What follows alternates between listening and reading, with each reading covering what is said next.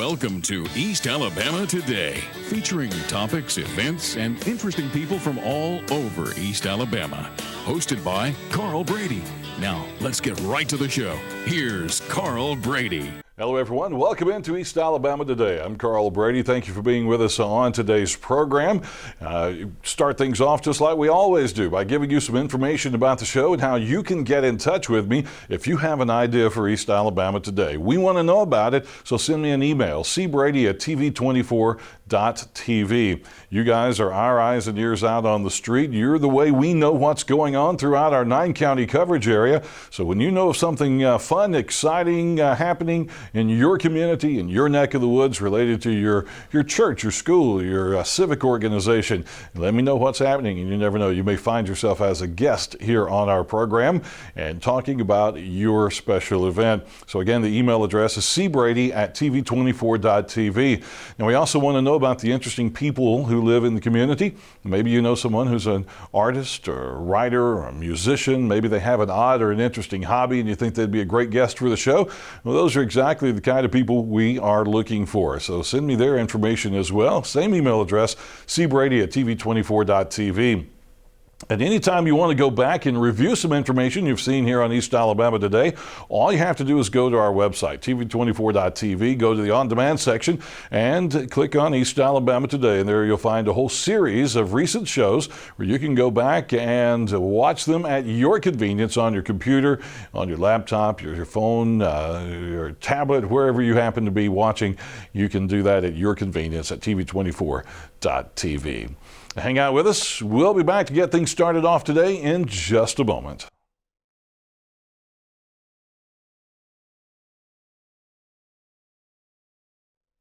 Hello, everyone. Welcome back into East Alabama Today. I'm Carl Brady, and happy to have a great show coming up for you today because we're going to be talking about music. You know, I always enjoy talking about music, and I have with me today Matt Letter. Matt, welcome to the show. Great to have you with us. Glad to be here. Matt is the director, I guess that's the correct title, the director of the Gadsden State Show Band. That's correct. But you're also instructor and multitasking a lot of other things over there. Talk to us a little bit about what you do at Gadsden State. So I'm the music director and instructor at Gadsden State College. I direct the show band. I teach a variety of applied lessons. Also teach music appreciation, jazz history, and quite involved with the college and music in the community.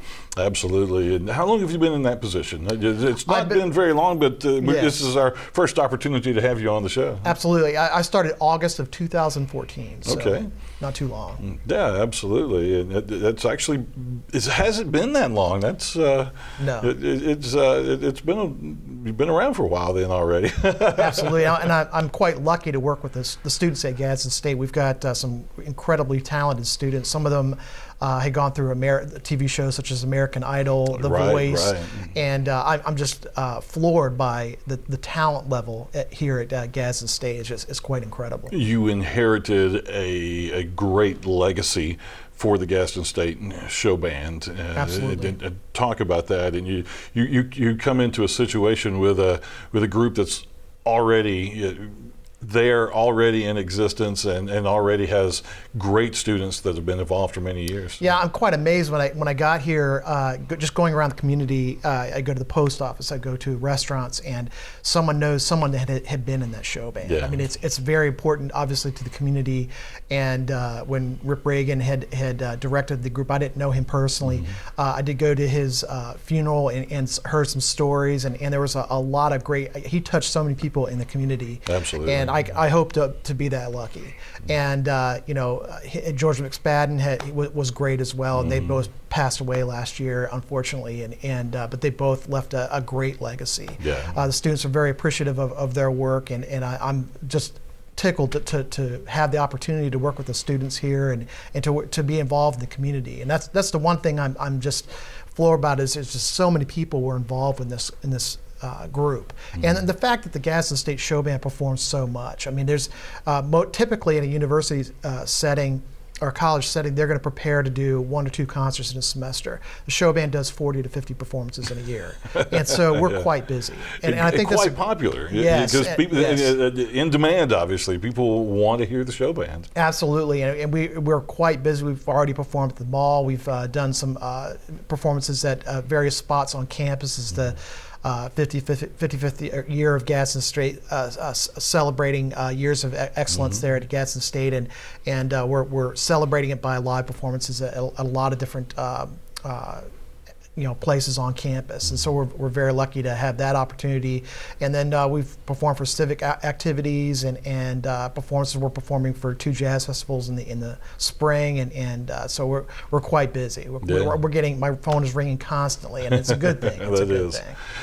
How do you go about finding such talented kids? They're all over the place. We know they're there. There is a lot of musical talent in this area. It is. But how do you go about finding those kids and then refining that talent into the quality you need for the show band? Absolutely. So what we do is we have one audition in February, 1 audition in March, and 1 audition day in April. And what we do, we invite area music students to come and audition. And they play a prepared piece, and they do some scales, and they sit in with the group to see how they fit and see what they're getting themselves into. And when they do this, the majority of students that are involved with this program get a free education. It's either a half or a full scholarship. And there's that, with that opportunity, you can't look away from a free education. Right. And most of our students, we have probably I'd say about 1/3 to half of our students are music students, but the rest of them are nurses, they're engineers, they're various majors in other spots around campus, but they're very musically talented. And so we do these auditions to kind of, I think the scholarship attracts them. And, we do these performances that we did a high school run out at Sachs High School earlier this week. We're doing another one at St. Clair on Friday. We do a lot of these high school runouts, and we entertain students. And it's something it's infectious. They want to be involved with this. And then when we do rehearsals, I pull from a lot of my background. I was a military musician for 12 years. I'm a professional trumpet player. I've been playing for over 20 years. And I kind of draw from my experiences. In a way, we're a summation of our experiences. And so to share those experiences with students is an incredible thing. And it's just, I look at it as almost like problem solving. You got to have 10 different ways of finding a solution to an issue or a problem, but the students are very receptive, and I see them getting better before my very eyes every day. Yeah. And it's exciting. Talk about the makeup of a show band and what differentiates a show band from other types of performing bands. That's a great question. So when I interviewed for this position, that's one of the questions I asked was, because it can mean a variety of things. I think. To me personally, I think the show band, it means entertainment. I mean, it's one of the things I'm trying to do with this particular ensemble, educationally speaking, is to expose students to a variety of styles. So we'll do anything from something from the jazz idiom, we'll do something from the rock idiom, we'll do something that's current right on the radio today. And we do this in a format where we learn, I think they've learned, the other day I wrote down, I think they've learned like almost 30, 40 songs already in a semester. It's incredible how much music they're learning in a semester. And even when we stop rehearsals, these students are still, I can hear them in the band hall, and it's music to my ears literally, because they're sitting there working out new songs, and it's pretty exciting. But I think the show band, it means entertaining. I think it's a variety of styles. We're comprised of almost the big band format, where we have 5 saxophones, 4 trombones, 4 to 5 trumpets, a rhythm section, bass, guitar, a couple guitars occasionally, a couple percussionists, and then we have probably about 5 or 6 vocalists, and then we have a sound crew, which is a kind of an exciting thing. So they run the sound for us. We've got a brand new sound system that they can run with the iPad or on their iPhone. And of course, kids today, you throw technology in their hands, they're like a kid in a candy store. So they're very excited about that opportunity. But I think that's, to answer your question in terms of the format of the ensemble, that is the format of the ensemble. And again, we play a variety of styles to entertain, I guess is the bottom line. exactly. Do you find yourself sometimes adjusting your playlist to the strengths of your performers? I think you have to do that no matter you're a professional or a novice. You have to, I think in an educational environment, there needs to be some form of education. So I do push my students. So there's some hard music that we'll play. Yeah. And but yes, we have to pull to our strengths, and I pick arrangements that are not beyond them. But it is good for them to read music first of all. I mean, that's something I just want to stress quite a bit in this particular educational environment, is that they must read music, and as part of the audition too, they must come and sight read music and sit in with the band. So that's part of the deal. Part of the deal. There. Yeah, that's right. Talk about more about the educational side of it. What is a music education through Gadsden State like? What getting that music education? Sure. So a music education degree, most of that would have to happen in a 4-year institution. However, Gadsden State provides an opportunity where you can get the first 2 years. Again, this is most of our students are they're involved in the choir or the show band, receive a half or full scholarship, and so they're getting that free education. They're getting their basics out of the way.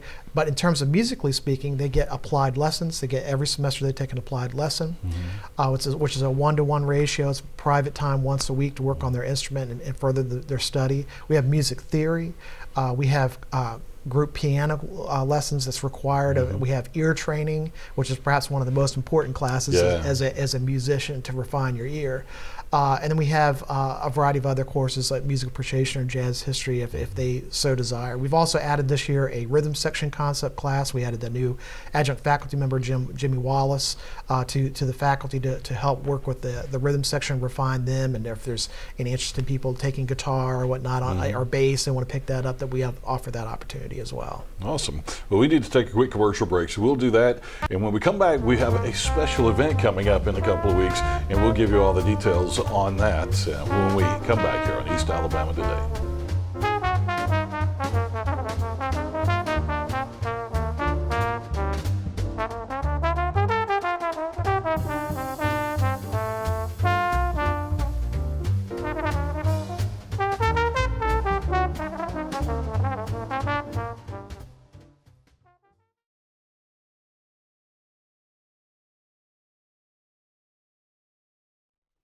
Welcome back in to East Alabama Today. We're talking with Gadsden State's music director for the show band, Matt Leder.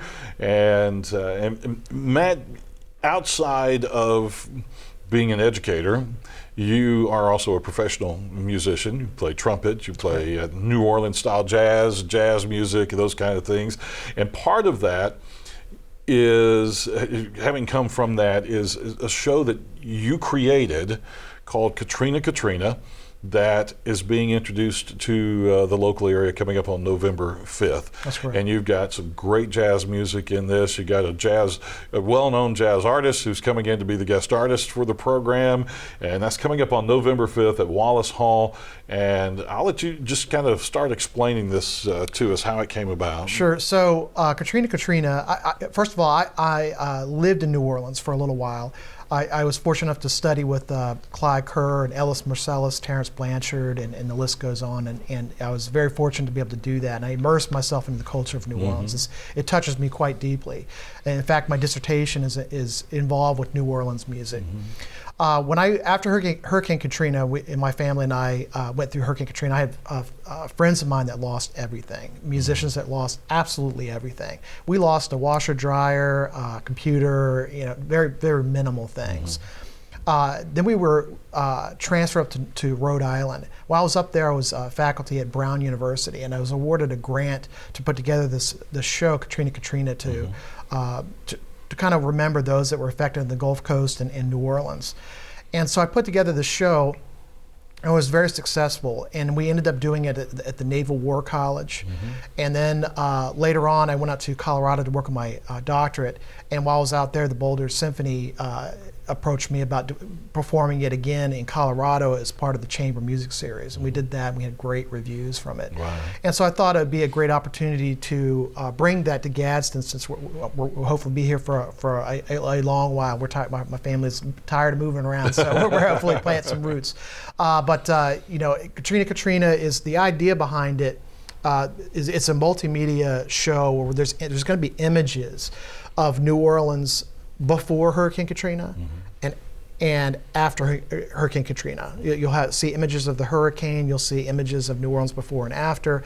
The music encompasses what you normally would associate with New Orleans music, more in the traditional sense, something like St. James Infirmary or something. And you'll hear that kind of music towards the beginning of the show. And as we move on, you'll start hearing more contemporary works of more modern, if you will, modern New Orleans or contemporary standards in that vein. So it's a little bit of before and after and old and new. And so there's this combination, and it comprises of a jazz sextet. So we've got piano, trombone, saxophone, trumpet, bass, and piano. And we also have a commentator and vocalist. And so it's very effective. It's very entertaining. It's for all audiences. And I think that you'll find your toe tapping at some point or another. And there's some moving parts in it as well. I think that there's some tunes you may recognize, and I think that it's a great show that I wanted to bring to Alabama to show. Now, when we brought it, the idea came across the desk at Gadsden State. They said, can we use your connections and try to bring in someone from New Orleans to elevate this even more? I said, absolutely.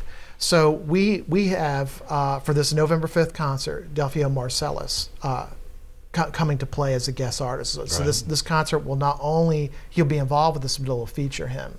And so he will be playing trombone. He's a very famous trombone player, just incredible jazz musician. He's one of those individuals where the way he dresses, the way he speaks, the way he plays his instrument, you're in awe. When he walks into the room, you know you're in greatness, around greatness, and there's no doubt. And so we're going to offer a educational clinic at 3:30. He'll be working with a show band. That's free. Everyone's invited to attend at 3:30. At 7 o'clock, we're going to do the concert. That concert is very minimal cost. It's going to be $5 for students, $10 for general admission, which I'm going to tell you, be very brutally honest. That's a great price. Yes. If you were to go hear Delfeayo Marsalis, or any of the Marsalises for that matter, in New Orleans, in their hometown, you'd spend $25 at least. $10 in your backyard. I mean, for a famous musician, is incredible. I've also been authorized to offer for large educational groups, $1 tickets. So don't go buy that candy bar.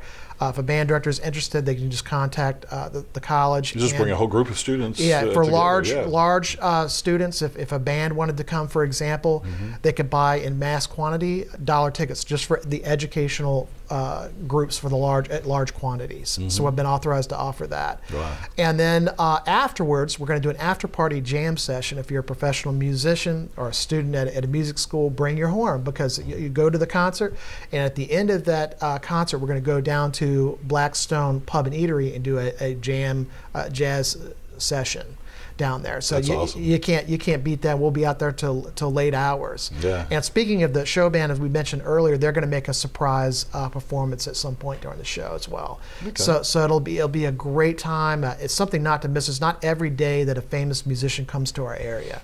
And this is just, and it's not just any famous musician too. You're talking about a Marsalis. Yes, that's one of the biggest names in jazz music. And he is one of that family. Yes, and there's no slouches in that family. Right. Not one. There's not one. I know all of them, and not one of them is a slouch. They're very professional, and this is a once in a lifetime opportunity. Absolutely. You talked about the educational aspect of it, the seminar thing at 3:30. What's that going to consist of? How is that going to work? So what we're going to do, we'll have he'll be working with, Delfeayo Marsalis will be working with the Gadsden State Show Band.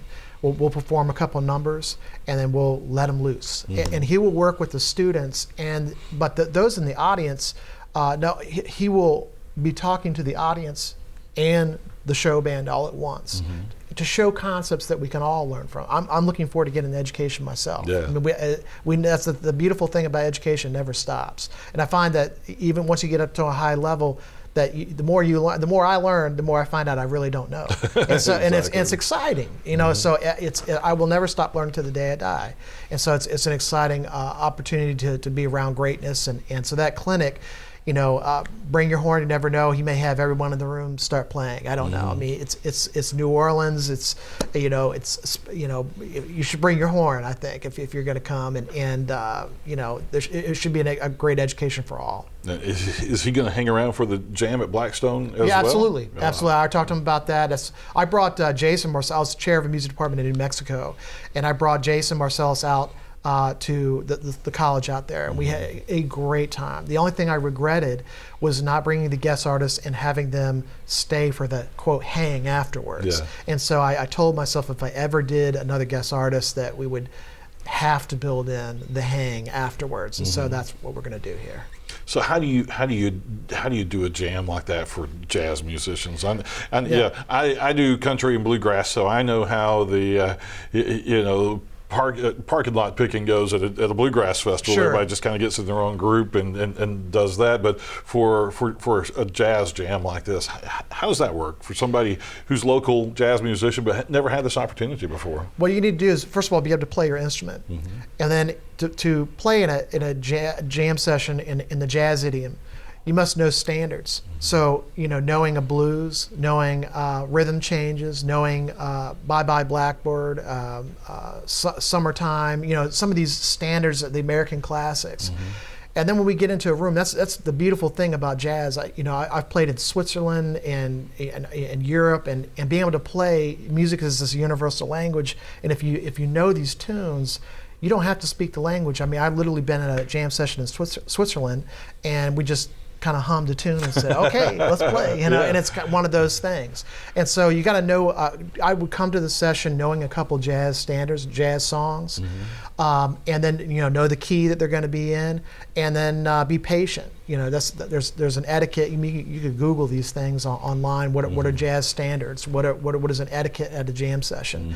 We'll play a couple numbers there at Blackstone, and then start inviting folks up to come and play. Wow. I just played Blackstone last night, as a matter of fact, and we had a couple Gadsden State students come up and sit in. So this is something we're trying to provide a culture here in Gadsden, and an educational opportunity for students to sit in and grow as musicians. The fastest way to learn is by doing, not by talking about it all the time. You got to put your horn up and start. You can be the best practice room musician, but unless you get out in front of a crowd, you're not going to break that barrier. Yeah, I have a feeling this jam is going to be as good or better than the concert part. This could be, people come and enjoy some pizza and listen to some great music. I will say that as far, I don't know how long Delfeayo will hang out at Blackstone. It's, when you're a guest artist, he's literally recording a CD in New Orleans the day before. So he'll be arriving the day of the event. It's going to be a whirlwind for him. Yeah. So I don't know how long he'll stay, but I know he has told me he will hang for a little while. That's awesome. So I would encourage folks to go to that concert and the clinic as well. You can count on him being there, and it's going to be a great program with him. We'll open up the middle of it, let him play a couple of his tunes as well. So I think it'll be quite the day. Yeah. So take your day off from work, and or at least the latter half of it, and check out that clinic, the concert, and the jam session. Sounds like it's going to be a great day on November the 5th. We'll give you the details again when we come back in just a moment. So continue hanging out with us. We'll be right back.